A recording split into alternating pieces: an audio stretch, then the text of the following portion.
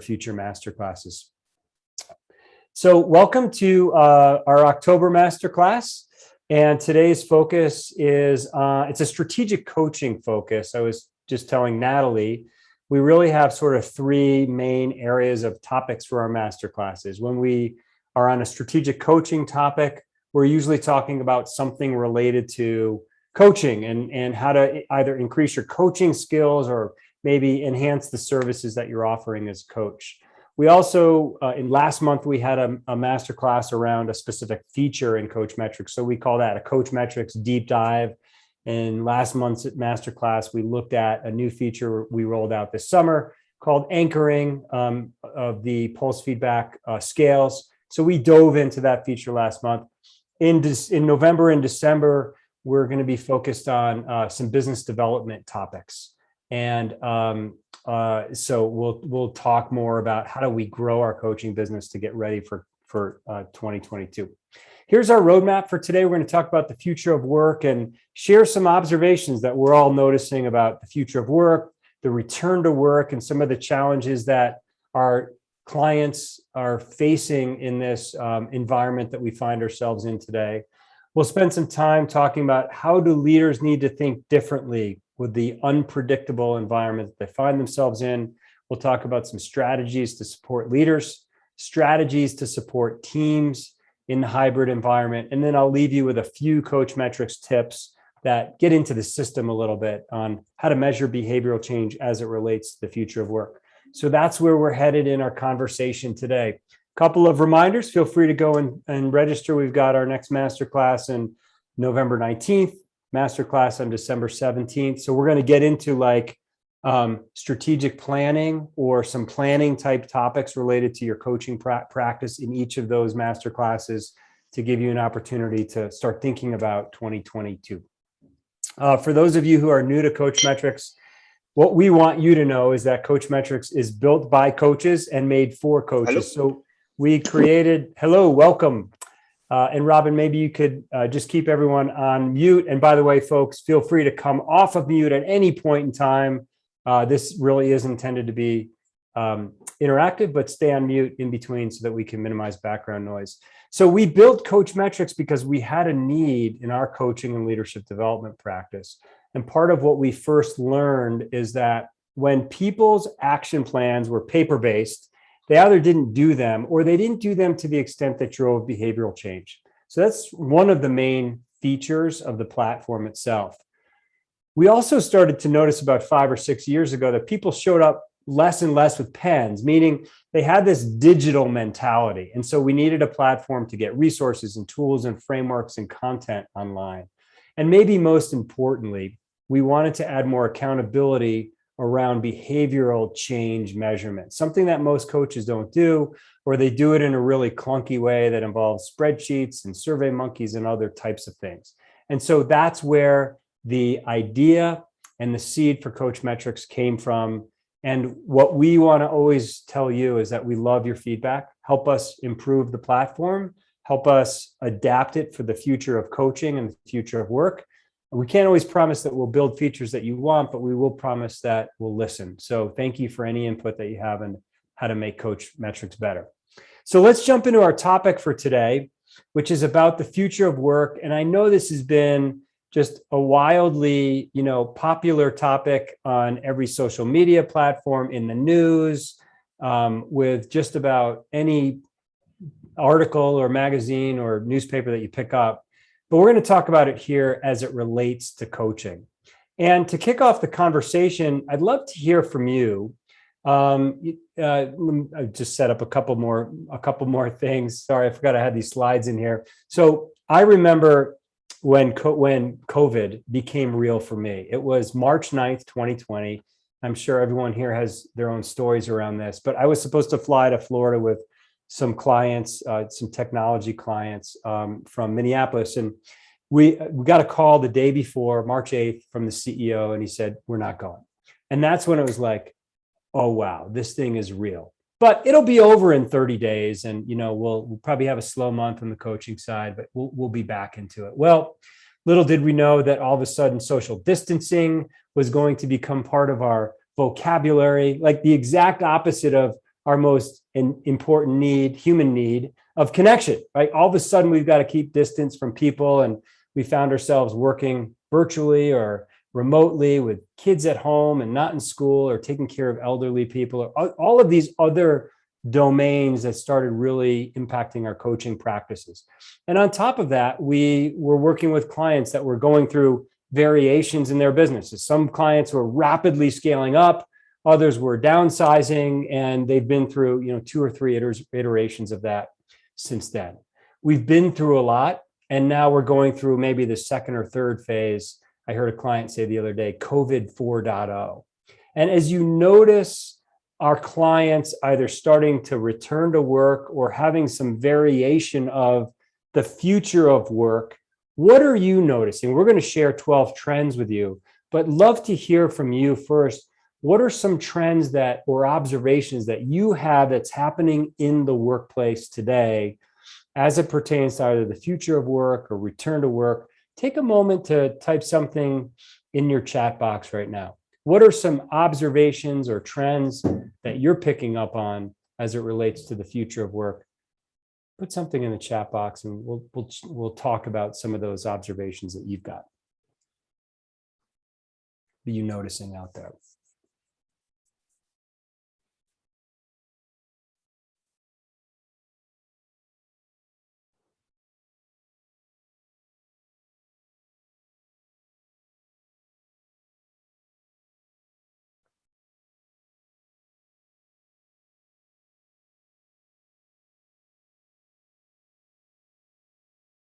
Mark, are you seeing anything? So Laura, you're noticing anxiety. Maybe that's just a good place to start.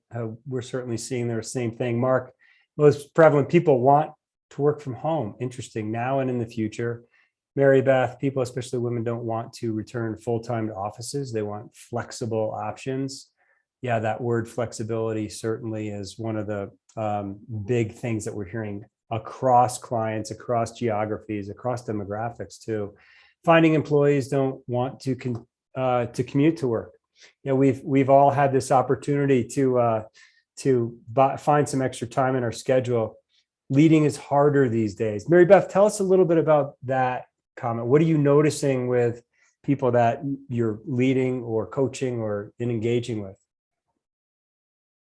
Sure. I should say also I do a lot of consulting and sort of how do we want or helping clients think about how to enable their leaders to be better leaders. And that's the trend right now, is towards more human leadership, more care and connection. I mean, this happened during COVID as well, but certainly there's been a push towards balancing execution with care and connection. Yeah. And if you look at HBR, you can see all the articles coming out on that as well. So that's pretty much the trend, which then follows with the need to provide flexible options. How do we do that? CEOs are still worried about how do we make sure we achieve results while people are working flexibly and still not fully recovered from the anxiety of the last couple of years. And people are saying, guess what? This needs to come, our health and wellness needs to come first. So just a lot of leaders are struggling with how to find that balancing act at the C-suite level. And then the couple of levels down are struggling with how to manage teams with that going on amongst the team. Yeah, really great, really nice summary of several trends that are happening. Thanks for that, Mary Beth. Laura, what's coming up in your world? What are you noticing? And you're on mute. Thanks. I'll do that 5 times today. So we're good. Very similar to what Mary Beth was saying. I'm actually going to be speaking on a panel about return to work next Friday, and it's really about that balance, and it's really the polarity of we need to do both. We have to be empathetic, and we also need to drive results. And so many of my clients are experiencing the great resignation, and we don't want to alienate people, and if we don't give them options, will they leave? So I'm actually thinking it's such an interesting time right now, because I think people are forgetting what a relationship is.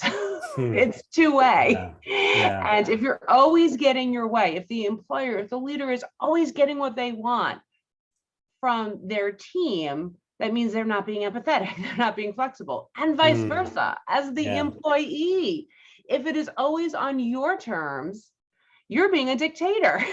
So right. I think that it's easy to do. It's easy to do like the sound bites. We have to be more empathetic. We absolutely do. But I also think there also has to be personal accountability of what does it mean to be in a work relationship.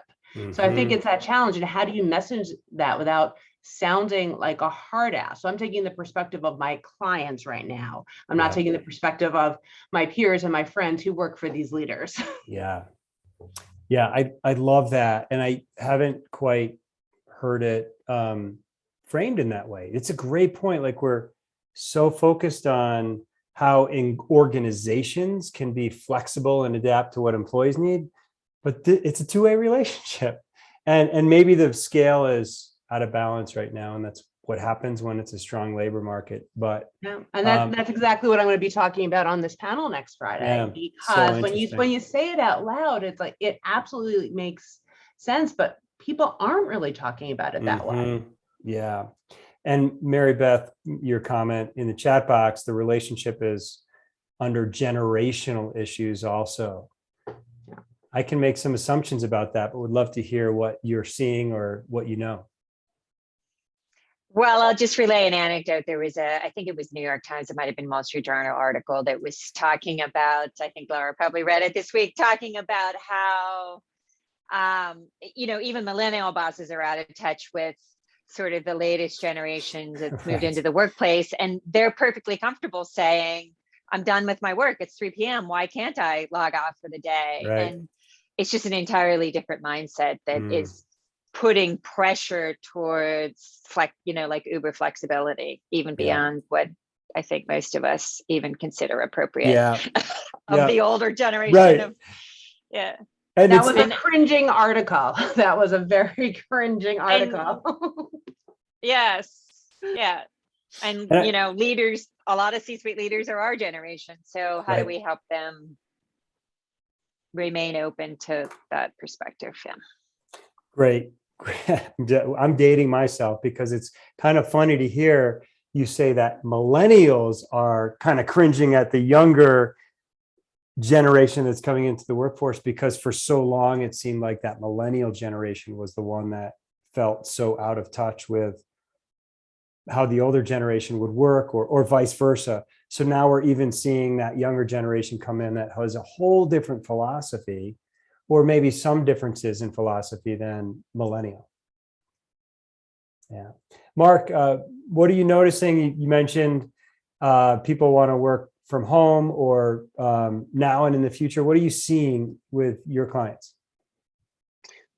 I think it's a real interesting dynamic where people sort of quietly just want to stay home and do their work for all kinds of reasons. I think someone was talking about commuting, for childcare, for just general well-being, to be on the Peloton, to do whatever it is, to have ultimate flexibility. And it's interesting that even at the highest levels of the organization, in individual one-to-one conversations, sort of saying that if I had my choice, I'd rather just sort of stay home. At this moment, I can get my work done. They'll give a nod to the team dynamics and kind of missing it from time to time. But when push comes to shove, I've heard more about people wanting to stay at home, whatever that looks like. And it's not even a hybrid stay at home. It's like just be at home completely. And I'm just hearing more and more of it. I think it's really interesting because we're getting a little bit more of a demand for people to return to the office full time. Organizations are paying big dollars for commercial real estate, and they want to sort of take advantage of it. So they want them back into that space and, tout the benefits of working as a team. And I do a lot of teamwork, and I think it's really beneficial. Does it dilute when you're working at a distance? A little bit. But I think it's really going to be the pressure from the youngest generation. Yeah, moving forward. Yeah, for sure. So some overlaps, some common themes there, and a few new things. Interesting that you're seeing. I'm hearing more from you that it's when push comes to shove, people would prefer the remote option. I'm hearing a lot of hybrid preferences that people have, but some of this might be geographical, some of it could be type of industry. So it's just interesting to hear these different perspectives. We've got a few trends that we're noticing as well. I'll share with you. You've touched on many of these already. The first one, I first heard this framed by Allison Meadows, who's the Chief People Officer at Evolve Vacation Rental, fast-growing sort of Airbnb type company in Denver, Colorado. And what she said is that over the past 18 months, we've experienced our lives in a different way, and maybe in ways that were not available to us previously, helping our kids at school, or in the middle of the day spending time with family in some way, or maybe getting that Peloton workout, as you mentioned, Mark. And that temporary perspective change has resulted for many people in a priority change. And people are realizing that in many ways life is short. They aren't going to tolerate a bad boss or a toxic culture. And the workplace has to allow them to bring their whole self to work. So in many ways, it sort of touches on some of the things that you mentioned, but the idea that, oh, my perspective changed and now my priorities have changed too. I'm not sure I'll say much more about flexibility. We hear this in almost every conversation and podcast where we've interviewed senior executives. Just there's a demand from employees to want more flexibility. And then the challenge becomes when you have site required people and people that can easily work remotely. How do you not create a divide between and sort of two elements of your workforce? We have found that the people connections do matter. And while we've been incredibly efficient in the workplace, we are finding that there is a strong need for more people connection. And the challenge that I think we're starting to see bubble up now is, how do we build that people connection in an environment that for many organizations is likely to be hybrid? But when we got this remote workforce, we miss many of the artifacts and the posters on the wall and bumping into people. And we have to think intentionally about, how do we build the same level of connection on a Zoom call or video call of some sort? A few other trends, the ping pong tables won't cut it. And, the beer tap, the beer on tap and the snacks and the ping pong tables, fun, nice, but they're really surface level benefits for companies. And we see this more often in many of our fast growing tech related companies. But I think what's shifted now is that employees want their employers to genuinely care about who they are and to understand that their life is multifaceted. They want their employers to allow them to bring their whole selves to work. Charlie the cat, who you met in the background of my Zoom call, Charlie needs a vet visit. And now there's a deeper connection. Or my kids have this need, or my elderly parent or someone I'm taking care of has another need. There's a whole nother level of understanding. And some of you mentioned this earlier, Mary Beth, this idea that we have to be able to get results, or maybe Laura, you said this, results and relationships, or results and empathy. It all matters. And we have to think about doing both as leaders. The way you treat employees matters. We did an interview with Mary Hassett, who's the Chief Human Resource Officer at Lamb Research, 14,000 person organization. And what they found in their own research compared to the tsunami of attrition was that they treated their employees, they always treat their employees really well, but they did some extra things during the heat of COVID that has resulted in a very strong level of loyalty. So as we're seeing this tsunami of attrition happen, what we're also finding is that organizations that have treated their employees well are seeing different results in terms of attrition and retention. Number 6, hybrid meetings are rough.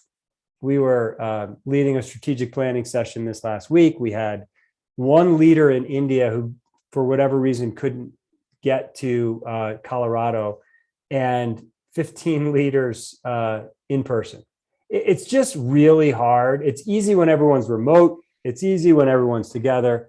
but really getting this hybrid environment down is going to be a skill set that everyone's going to have to master. A few other things, Mark, you mentioned space and people returning to the office place. For those organizations that are returning in more of a hybrid scenario, we're starting to notice that they're thinking about how to use space differently. And they're thinking about when people come into the office so that space is used more for meetings and collaboration, and home office is used more for autonomous work and working independently. But the whole concept of how we use office space is starting to shift, at least with some of what we've seen in organizations.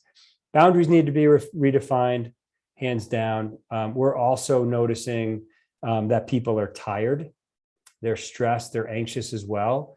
And part of the reason is we've got these meetings that are stacked up all day long, and there are fewer boundaries between when people start work and end work. And there's new agreements that need to be set. Culture building takes intention. It's harder to build culture when you don't see people every day. And across leaders, when we speak with them, this is the top three things that keeps them up at night. How do we build culture? How do we maintain culture when we're not seeing people? We've hired people who we've never met. We have leaders who are leading people that they've never met in person. There's so many new dynamics that impact culture. Number 10, mandates are coming to a head, whether it's mask mandate, vaccination mandates. We're starting to bump up again against organizations that will be requiring thousands of people to be vaccinated. And they're facing all sorts of pressure from employees. And I think they're getting to a point where they've offered incentives and they've tried to do this in a collaborative way. But I think we're getting to a point where many organizations, I think many of our clients, are going to require people to be vaccinated because they need to for employee safety, they need to for business continuity reasons. And we're getting to a point where it's really going to come to a head. We're seeing this in New York City. If you've been in sort of following the news around the state employees requiring to be vaccinated, et cetera. So I think this is going to be an interesting dynamic that leaders haven't faced in the past that we're going to have to help them coach through. Employees are asking the question, is it worth it? I think that's a really key question. And part of what's contributing to the tsunami of attrition. Do I have to work with this toxic environment or with this manager who doesn't treat me with respect, or fill in the blank, especially with such a tight labor market where there are so many options and so many opportunities outside. And finally, people are tired. Some of the Census Bureau data that we've been tracking, the percentage of people that are feeling down, depressed, or helpless, 42% of people report that they're feeling down, depressed, or helpless at least several days a week, 21% more than half of the time. And the percentage of people that feel nervous, anxious, or on edge, that was one of the first comments in the chat box, 52%, at least several days a week, 30% more than half of the time. So the whole concept, the whole idea around mental health and people's well-being starts to become much more important for us as we're coaching and helping our leaders. I guess my question for you now is, given some of the trends we've shared, some of the trends that you've identified, how do leaders have to think differently in this environment? Like if thinking is so critical and is part of what we do as leaders often spend time thinking about what they do. They often don't spend time thinking about their own thinking. From your vantage point, how do leaders need to think differently with the future of work or in the future? Feel free to put something in the chat, or if you've got a thought on that, come off mute and love to hear your perspective. Thanks, Laura, by the way. Great New York Times article that Laura referred to is in the chat box. It's really helpful. Mark says flexibility. Mary Beth, they need to carve out time for higher level thinking more than ever. Yeah. And also, Laura, I'm sorry, Mary Beth, for that, at a time where there's more, at least what I'm experiencing or seeing with our clients, there's more going on than we've ever seen before. Like the days are stacked up. How do you get that white space or that thinking time, that higher level thinking? What's been your experience with that, Mary Beth? What are you noticing here? There was an interesting study article that said that, most of us haven't ever cleared the stress cycle from the last 2 years. Yeah. And, neurologically, biologically, if we don't clear a stress cycle, like if we don't finish it and recharge, reset, that we can't function effectively. And I think that's what we're seeing with a lot of our clients, that the always on, the lack of boundaries, the responding to emails now, even later. There's a great Microsoft chart that shows the huge increase in the amount of chat and email and everything that hit, March 2020, and it hasn't gone down. And so I see that with a lot of leaders, that the quality of thinking feels more challenging given the inundation of their days. That's fascinating. Yeah, it's we often think about change, and I'm sure everyone is here has seen some variation of a change curve, whether it's a variation of Elizabeth Kubler-Ross's work on grief and loss, but we never really go through just one change. There's multiple change that may be happening, and to think about it in that way, that we're not almost getting closure on that. It's sort of stacking up and building. It's a really interesting way to put it. Thanks, Mary Beth. Any other thoughts on how leaders need to think differently in the future or in the future of work?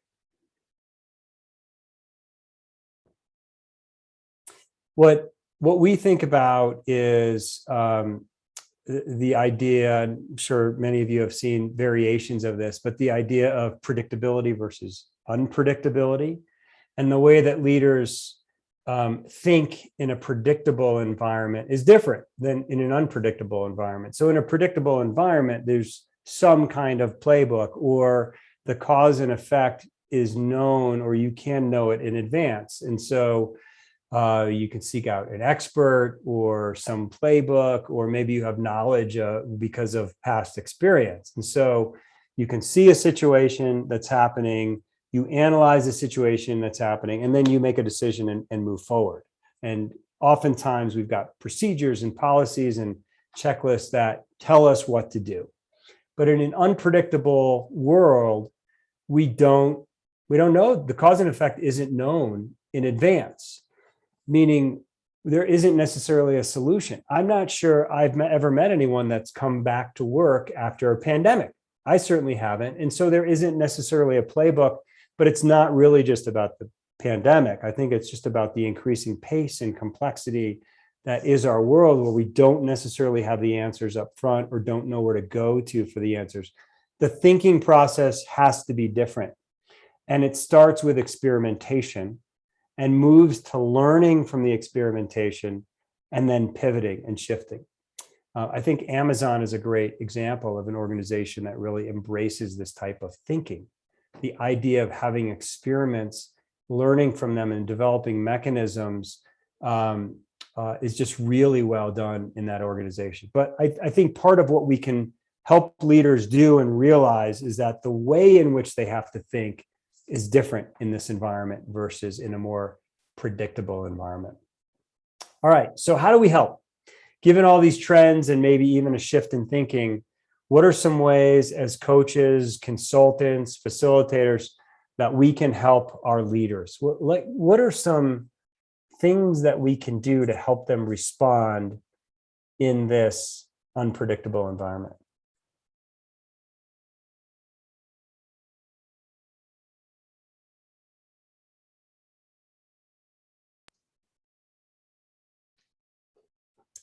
I think for me, pre-pandemic, my business was probably like 1/3 exec coaching, 1/3 leadership development, 1/3 offsites and retreats. And since the pandemic, it's been 90%, coaching. People have just put the money there. Yeah. And what I really feel like what we offer our clients, even pre-pandemic, is what it's all about. It's creating a safe space where they can be vulnerable, where they can get that macro view that they can't always get when they're firefighting and back-to-back Zooms. And I think that coaching space is even more precious than ever before. Mm-hmm. And you just making sure that they have their own rituals of how they transition to our meeting and from our meeting. Yeah. I just feel like the gift of coaching right now has never been more appreciated by my clients. That is just, would really love to hear what other people are experiencing. Yeah. Love that perspective. Thanks, Laura. What are you noticing with regards to what Laura just shared?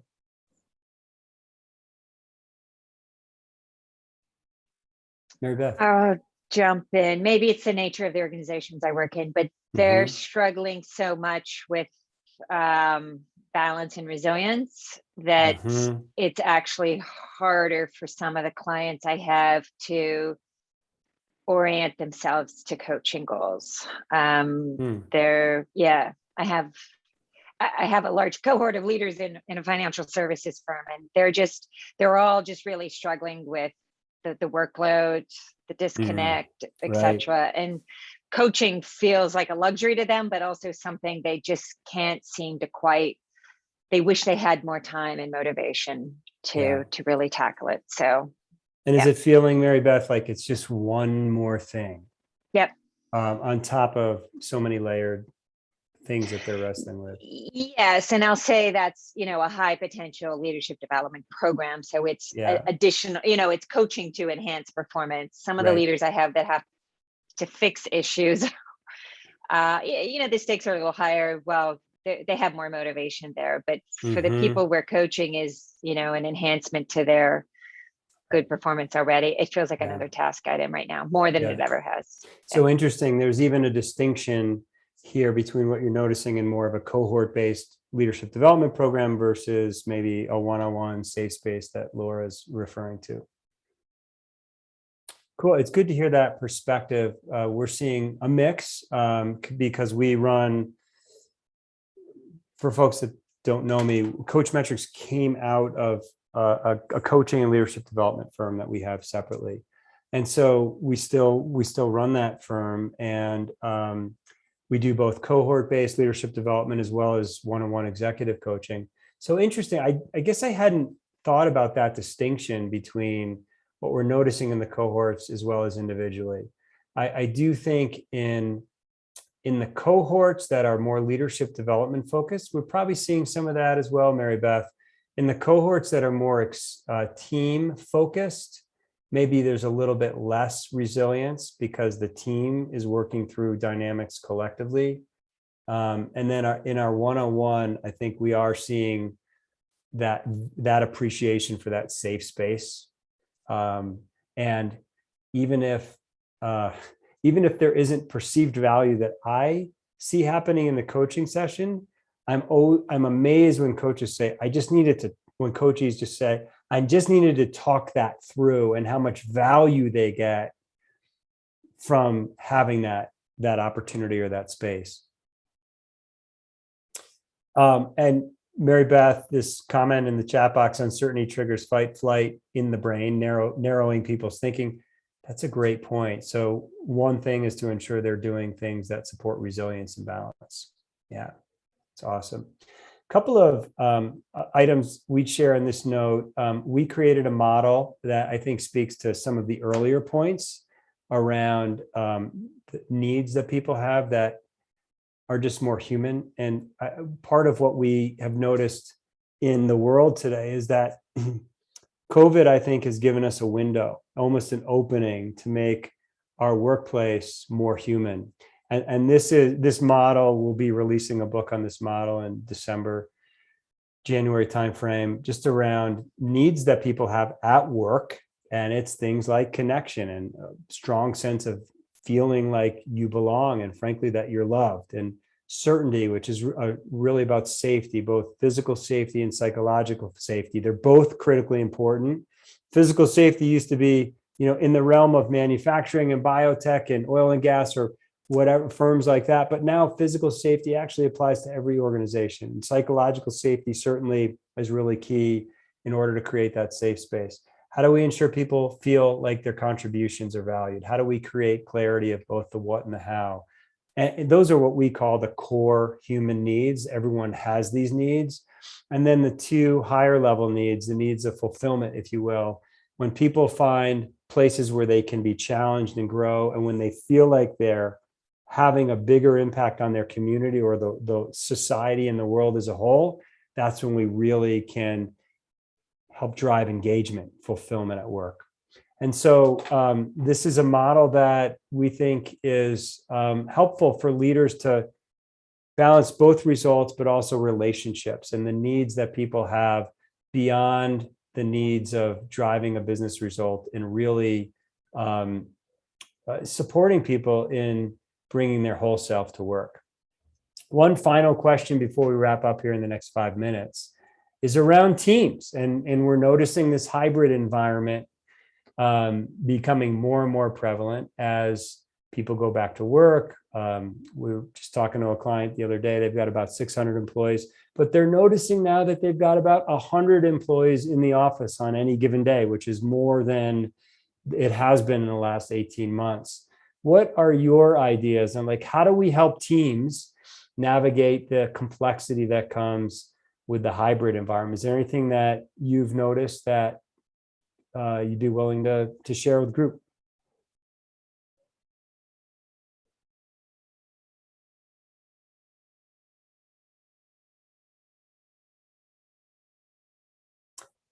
Laura, you're on mute. I turned on the video, but not the mute. No, no worries. I'm not holding out. This is one of the main reasons why I wanted to come today, because this is something that, my clients we're struggling with. Mm-hmm. And I'm sorry, the banging is happening again. Totally So fine. I will turn that off. But yeah, I would really love to hear what people are experimenting with. Yeah, it's great. The first thing that we're experimenting with that I would offer, and many of you probably discovered this as well. When you've got 5 people in a conference room and you've got 5 people that are not in the conference room, audio is horrible and video is horrible. And so the compromise that we've seen that works actually quite well is with everyone in the conference room that they also have their laptop in front of them and they're on the same Zoom or Teams call, so that the people who are remote can still get the facial expressions and some sense of connection, as opposed to seeing just a bunch of people in a conference room from a distance. And then depending on the audio situation, like literally people might need to wear headsets in the conference room. So it's very logistical, but it has a massive impact on hybrid meetings that just make them much better than when we try to do the conference room with one video that captures everybody. What else are you all learning with the hybrid environment, the hybrid world? I'll jump in. So I'm noticing that and I have a number of clients where they'll have people in a room, other people at home at a distance. The more structured sort of the engagement, the better. I think, and that's even structured around personal sharing of information. So I've sort of moved to having folks share personal information from the very beginning of the encounter, which seems to work out really well. It's surprising. 5 minutes go around, tell me a little bit about what's going on for you, during the course of the pandemic, or now that we're sort of coming out of the pandemic, good thing going on at work, something good going on at home. And people will comment and they'll say, like, the best part of the meeting was actually just sort of talking about what's been going on. So just sort of creating that space, but having it in sort of a structured sort of format seems to work with a lot of the hybrid teams. So, when to participate, when to sort of put your hat into the ring, and just sort of tightening up some of the engagement of a team seems to be helpful. I think people like that because they know how to jump into it, particularly if they're at a distance, just like this, right? Like you're using the chat box in order to sort of get us moving, and it provides that structure. Right. So I think that that's a really good, technique, because I know when you ask a question, you're probably going to ask for the chat box. So I'm already going to that space. So it's quite good. Yeah, I love that. And there's intentionality about that, Mark, that brings in the connection piece with the efficiency of being remote. And I think those are some really key opportunities that we have to look for. We've seen that with some of our clients. 5%. What's the top 5% of what's happening in your life? What's the bottom 5%? We've seen leadership teams do this on a weekly basis, and it is powerful, just as a way to get people talking and connecting, maybe, outside of the project management task list that happen in so many meetings. I'll share a couple of ideas that we've been experimenting with. Number one, we think teams need to just completely redefine their agreements. And there were, in so many ways, there were maybe spoken or unspoken agreements before COVID. And then there was a radical shift as people went into crisis mode at the beginning of COVID. And for many teams, they're still doing the same things that they were doing during the emergency or crisis mode in COVID. So I just think all team agreements need to be blown up and rethought to really think through everything from boundaries to how do we work in this hybrid environment, what actually works for our culture, how do we bring in things like what Mark just mentioned. So there's an element here of agreements that need to be set. I think people need to connect now and need to find ways to connect now in person. And this can happen even if it's in small groups or sub teams or one-on-ones between managers and leaders. I think managers with their direct reports need to have one-on-ones and do a complete reset. What do you need from me? What do I need from you? Expectations that we have from each other, checking in on a personal level. But some of the connections where possible, we have to make attempts to get people in person. And then we keep waiting for this new normal to appear. And I don't really know why people are waiting. This is the normal. This is the way things are. The supply chain is not just going to get fixed in 90 days. Like, there's so many things that are happening in our world that we haven't seen in the past, but this is the way it is. And so I think we have to also prepare our teams that this is not a short-term event, but maybe this is just the way life is. Those are the three things. I open it up here. We're a minute over, but open it up for any other final comments before we wrap up. I guess I'll make one quick final comment, which is just bringing it back to Coachmetrix.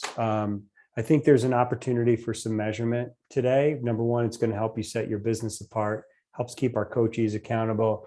It also can help extend our engagements because we can always measure beyond the end of a coaching engagement. But three quick ideas on measuring, like as we're thinking about new behaviors that leaders have to implement, why not get those behaviors in Coachmetrix? And you can measure behaviors that are specific to each of the coaches that you might be coaching one at a time. Or maybe there's a new set of behaviors that you need all of your leaders to measure. What if they all had the same coaching goals and you're measuring the same exact set of behaviors across all of your coaches? Wow, now you're starting to measure culture change. And then finally, when you're working with teams, why not measure collective team behaviors to see if everyone on that leadership team is creating that open environment of communication or communicating in a way that generates alignment, and measure the collective behaviors of the team. So I think there's an opportunity for some measurements that Coachmetrix can help with. And also remember to integrate that feedback that people get through the pulse feedback back into their action plan so that they're not updating the goal or the behavior, but they're updating the body, maybe the action items that they're going to focus on over the next 30 or 60 days. And finally, there's an opportunity to leverage that resources feature. If there's a tool or a framework, that New York Times article that you mentioned, Mary Beth, plug that into a resource so people can, get to that content and that you can use that content across your projects.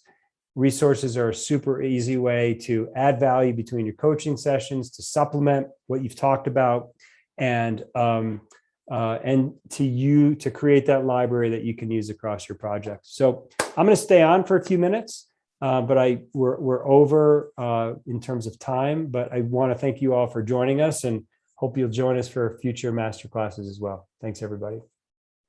Great to be with everyone. Thanks, Sal. Thank you. Thanks, Mark.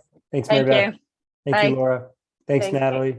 Hey, Sal, I'm going to stay on for a sec. As long Absolutely. as construction will permit. Yeah, it doesn't bother me. Again,